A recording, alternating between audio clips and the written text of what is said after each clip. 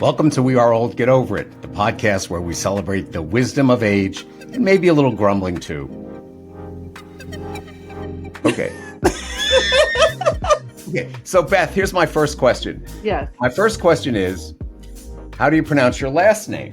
Davalos. Davalos, which is Davalos. what I thought. Okay. All right. So can we stop laughing now and can we start the podcast? Yes. Well, I don't want to stop laughing though. That's like No. I don't want to stop good laughing rule. either. That's a bad rule. I don't like that rule. Okay. All right. Laughter is so important. Okay. So the first thing I'm going to do is I'm just going to welcome the guests, okay? And then I have a quote I like to read at the beginning and one at the end. And hopefully it applies to what we're going to be talking about, okay? Yeah, because I listened to a couple of your podcasts. I didn't hear the chit chat in the beginning. No, we didn't do that, but we found out that people like it. I could cut yours out if you want. I could cut you out if you want. No. Just the hairdo. That's the only. Well, nobody's going to ever see you except me. And that will be, what I go to sleep with tonight is, oh my God, Beth's hairdo. You may change your mind on this. Okay. Yeah, I don't think so. Okay. All right. First of all, I want to welcome everyone to the podcast today. My guest is an expert on meditation and mindfulness. Now, I kind of know what meditation is. Some of us don't know what mindfulness is. And I think, did you come up with the term, the mindfulness umbrella, or did I come up with that? I thought you came up with that brilliant statement. I'm going to take credit because it's a very good description. Okay, so I'll take credit for that, Beth. I'm not going to take credit for you because how I found you was you are so well known in your field that when I did my research, it said this is a person you should really contact. Aww. And going back again a little bit for a moment, one of the things I found out with when I called your office is they were so excited. They said, you need to talk to Beth right away, except for the next half hour when she's doing something at her house. I said, okay, fine. I called you up and you were so excited. And most people aren't that excited with me. Oh, well. And you already were saying, well, what else can we do? I said, we didn't do the first thing yet. This is important to get this information out because so many people are struggling. And, by just learning a few skills, it can change someone's moment, which is what we're trying to do. Okay.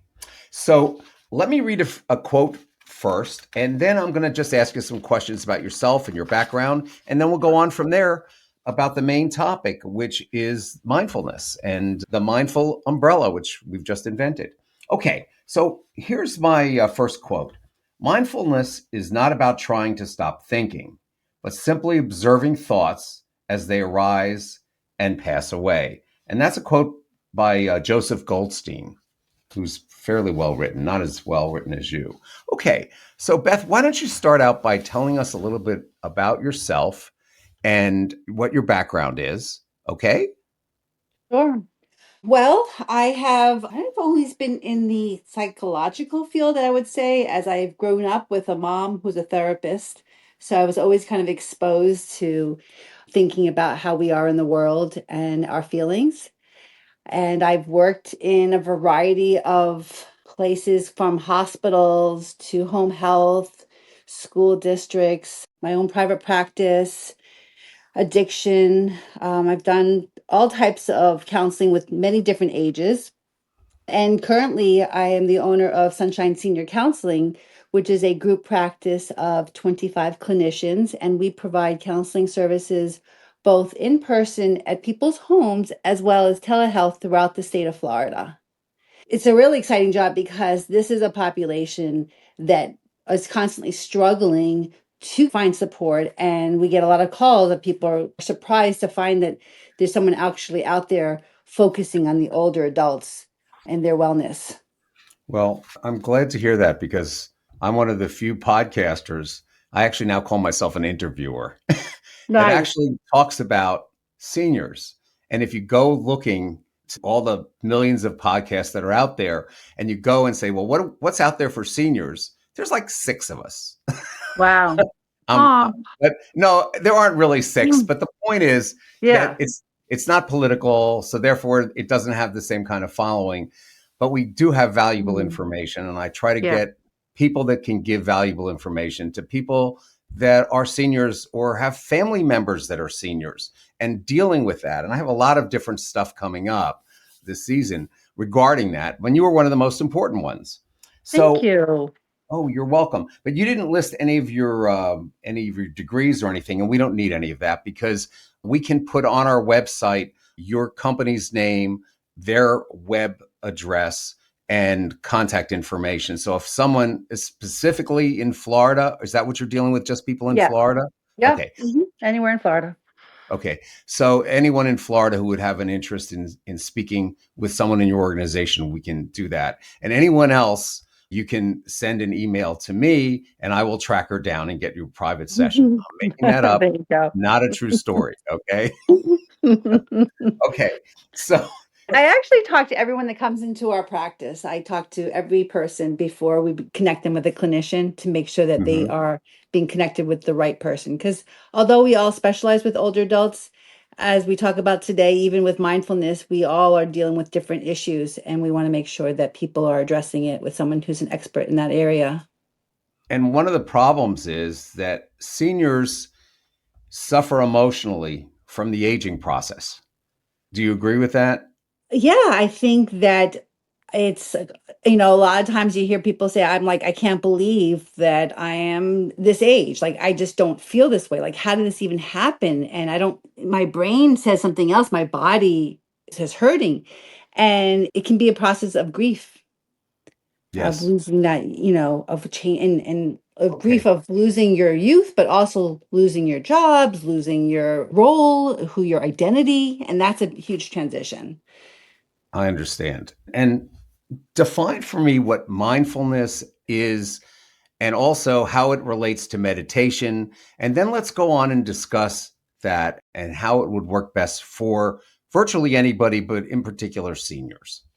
I think that you gave a good example before, but I think that mindfulness is not being in the past, which is a lot of, regret and anxiety, or actually the past is more regret and depression, or being in the future, which makes us anxious, but being in this very moment, like this moment, and just being present and slowing down. And if we can really just stay in this moment, that anxiety and depression gets pushed away and we feel much calmer inside. And that's what mindfulness is whatever's going on is just we're just stopping and being here right now at this moment.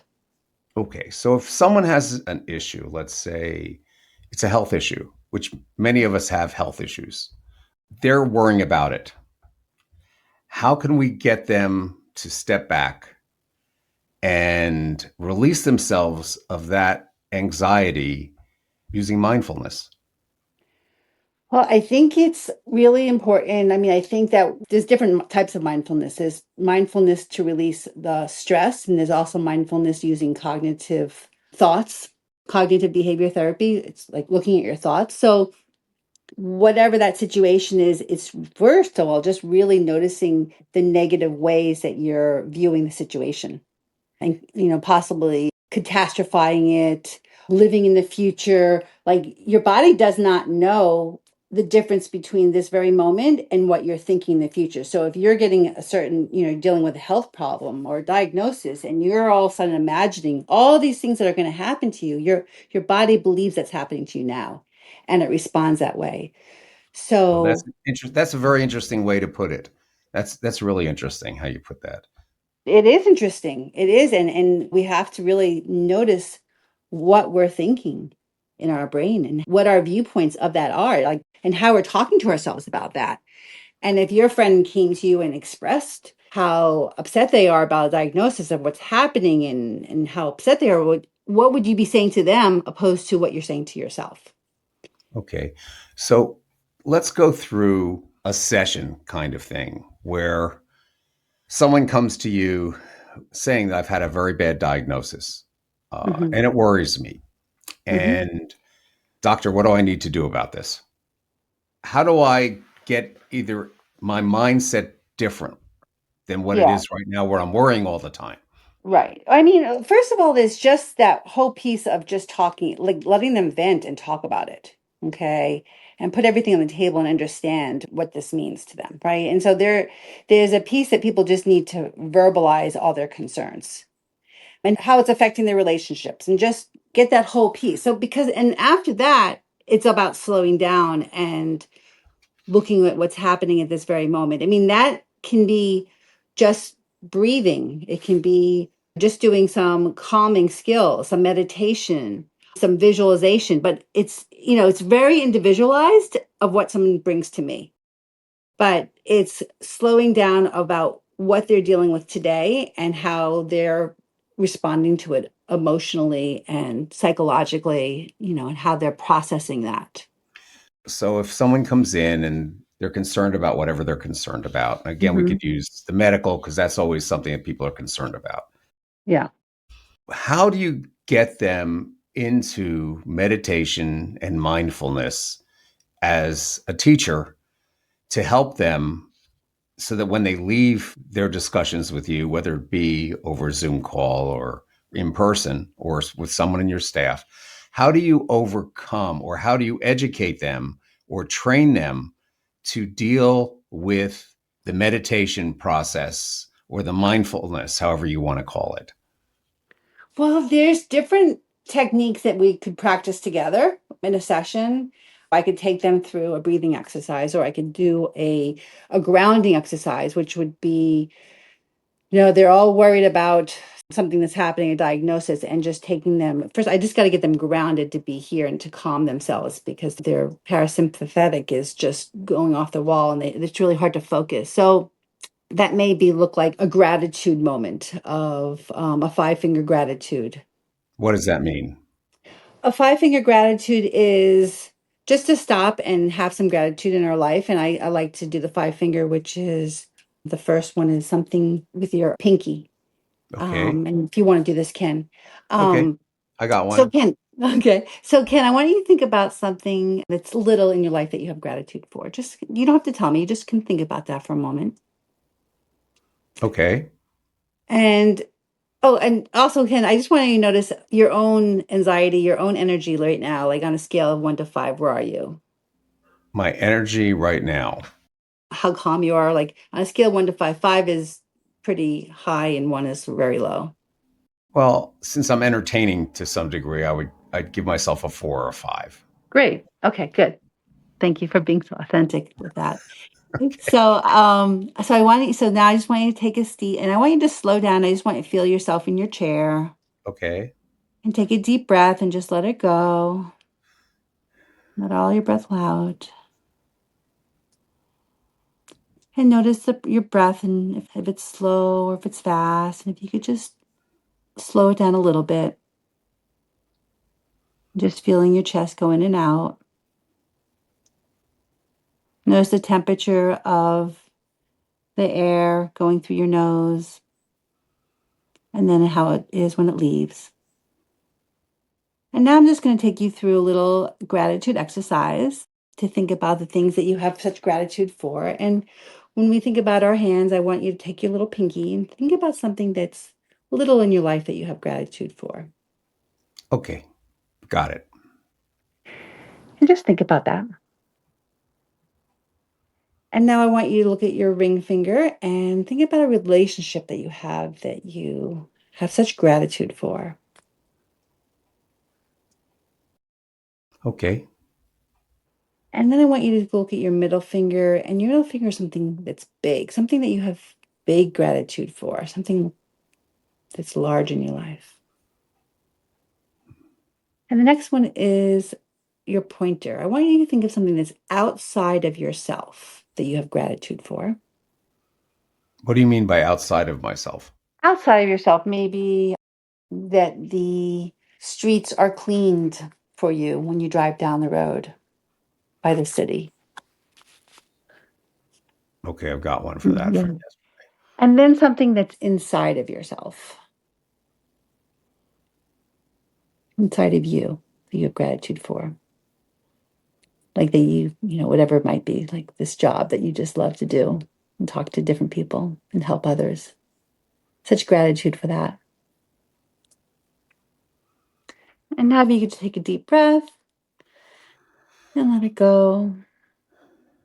And let me hear on a scale 1 to 5, where are you now? 5. No, I'm kidding. Oh, you're a tough customer. I'm a tough customer. I apologize. I have to make some humor out of it. Okay. No, I think that it probably brought me down to maybe a 2. Great. And so now we're a little bit calmer, and now we can talk about the things that are worrying you, or if, like, let's say you have some pain, we can like really start focusing on the pain and do some maybe some meditation and some guided imagery. And there's different, ways to calming the body, whatever that might be. So that's where we're just going to calm yourself, and then we're going to talk about the thoughts that you have and how to reframe those thoughts, that we can recognize the strengths that you have so we can build on those strengths, whatever, how you're going to manage this. It's really just looking at what you do have control over opposed to what you don't have control over. Right. Which is really interesting because we only have so much control, but people forget that they have a certain element of control. Right. So if this is a process you're teaching someone, is it something that they need to practice whenever? Well, of course, if they have anxiety, they should practice it right then. That remember that there are 5 things you can remember that you're appreciative of, and you can relax right then. But are there so many times a day? Does it depend on the individual where they should sit back and relax a little bit? Well, it's like kind of cognitive dissonance. It's like you kind of start doing it and it doesn't feel quite comfortable, but after a while it becomes part of you. And so it's really about waking up in the morning. And some people like wake up before they even get out of bed. They may pray, or they may breathe, or they may just do a gratitude list and noticing how we're feeling that day. So, really, just starting off the morning calmer and imagining how your day you want it to feel like. If you're challenged and how you want to respond, and just imagining the day going smooth for yourself, like setting yourself up for success. So when we just jump out of bed, we start moving, we're disconnected from our body. Right. So Okay. that morning routine that you set up for yourself is really important. Whether it's prayer, whether it's just moving your body and stretching and noticing how you're feeling, whether it's breathing into your feelings and noticing those thoughts, we're moving through the day much more mindful. And then we go and we sit down and we are brushing our teeth and we're noticing, that's another opportunity. It was like, as we brush our teeth, how is that feeling? Which part of our mouth are we touching? That's being mindful. When we are putting away our clothes, hanging the things up after, whatever it is on the hanger, these are mindful exercises. Sitting down and eating, chewing our food, moving through life slowly. And the research actually shows that older adults grasp onto mindfulness better than younger people, because older adults, their life has slowed down a little bit more and it's easier. And there is a piece as we get older of just valuing the moment and valuing that time. So it's a little bit of a philosophy that we already know, and now we're just slowing down even more and just valuing these moments. And we're noticing those like real negative thoughts, and where's that coming from, and how can I reframe that to look differently?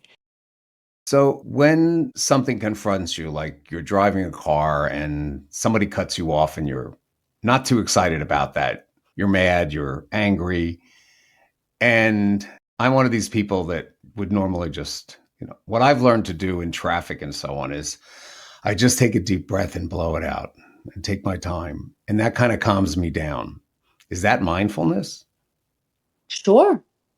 Yes. Anytime you slow down and you say, I'm not going to just impulsively respond, I'm going to take a deep breath. I'm going to breathe and slow everything down. And then the other piece is like, instead of those negative thoughts, just sending out compassion to that person, and just thinking, wow, that person must be having a very stressful day, and just having compassion towards them and being thankful that you weren't hurt, like really noticing all those things.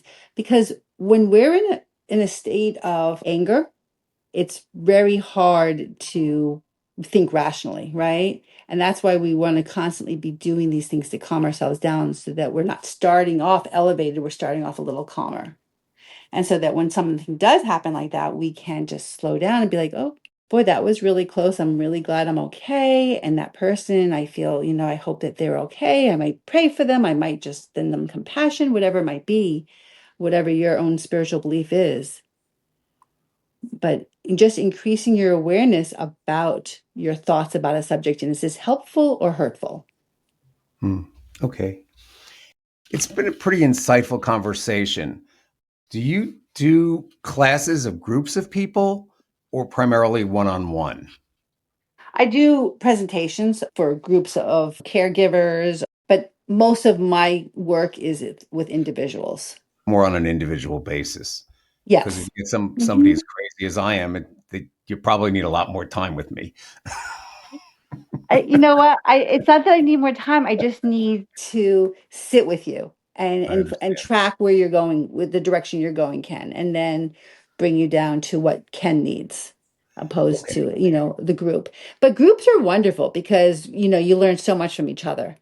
I just have not had the time to put that together at this point. But if there are groups out there for people, mindfulness groups, that's a wonderful thing together. But there's yoga, there's Tai Chi, there's meditation groups, there's many things that people can do together to help implement that into their lives. Yeah, I'm doing some research now into senior centers and finding that some of the senior centers are really into this kind of backing for seniors where they're trying to deal with the stress situations and the medical situations and the loneliness that comes sometimes from being a senior.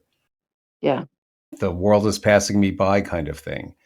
So I think it's very, very interesting. Are there any final thoughts you would like to say about this for today? Well, as regarding the senior centers, there's a lot of them, and I love that they exist. I think it's really important to be around community. And when we think about taking care of ourselves and mindfulness, I do like to break it into 5 different areas, and it makes it a little bit easier. I think about the psychological piece, this emotional piece, the physical piece, one spiritual piece, and one social piece.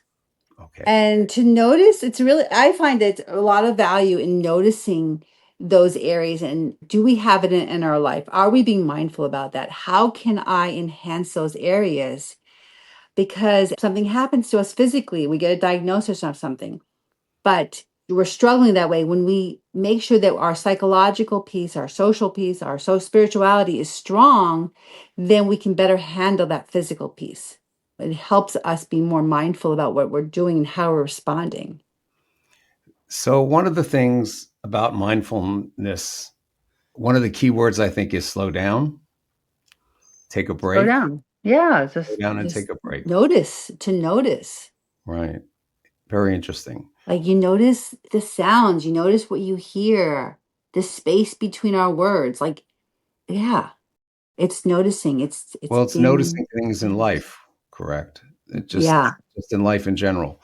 My wife and I drove across the state of Florida the other day visiting someone, and on the way back, the sunset was setting, and it was the most marvelous. We were over the Everglades, and it was the most marvelous sunset that she and I had ever seen. And we both commented about it, and it made us feel so good. So even Yeah. I get those feelings. Here Yeah, I I thought think here I thought you were going to hypnotize me and make me do tricks or something, but that's not what you did. yeah, I think that when I was young, when I really loved doing when I really loved, this is when I was a kid, when I really loved doing something, I used to sit and I used to just like suck in that moment as much as I could. So if I was looking at a sunset, I would just like really absorb it, just sit with it because I loved it so much. I didn't want to miss it later on. Right? You don't want to break the moment. I didn't want, yeah, and I found it so satisfying. Like I feel like I just wanted to suck in as much as I could from that moment of what was happening, experiencing it. And I think that was a mindful thing I did as a young child that was really valuable. And we can kind of put that in today's mindfulness conversation of just really noticing where we are at this very moment and being grateful for the things that we do have, even with the harshest of diagnoses that there are. But at this very moment, this is a valuable moment. And what can Mm. we do to just find the strength in this? I think that every moment to some degree is a valuable moment. And the Yeah. older you are, I think the more you appreciate it. Yeah. And there are things that we don't appreciate as well. And being mindful is saying, I feel really sad about that. And just not to judge those sadness, not to feel bad about that. It's like, there's my sadness. There Mm. it is. And I see you and I'm here for you. And before you know it, it changes into a different feeling. It's like a cloud. Have you ever thought about, you've heard about that? Like feelings are like clouds and they come and they go, and just acknowledging that there it is. It's not going Mm. to be there forever. It's just there for right now. Okay. Well, I want to thank you for taking your time before your meal and laughing with me and having a good time. And I look forward Yeah. to us having those kind of conversations again. Yeah, that sounds good. And I'd like to end with another quote. This one is: in an age of acceleration, nothing can be more exhilarating than going slow. And in an age of distraction, nothing can feel more luxurious than paying attention. And in an age of constant movement, nothing can be more powerful than standing still. That's a good one. That's a very good one. All right. Thank you. Oh, and that was by Pico Eiler. I wanted to give credit to the guy who. Okay, Sam. I thought it was from you, but Okay. well Okay. said. Well said. And that concludes this episode of We Are Olds, Get Over It. Thanks for joining me. I hope you found our conversation both insightful and entertaining. Remember, age is a journey, not a destination. So embrace the wrinkles, the forgetfulness, and the occasional tech frustrations with a good dose of get over it attitude. Until next time, keep laughing, keep learning, and keep getting over it. Ken out.